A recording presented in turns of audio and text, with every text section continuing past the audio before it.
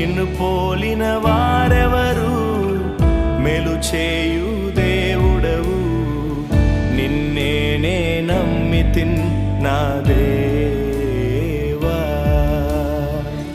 నిన్నే నా జీవితమునకు ఆధారము చేసి కొంటిని. నీవు లేని జీవితమంతా వ్యర్థముగా పో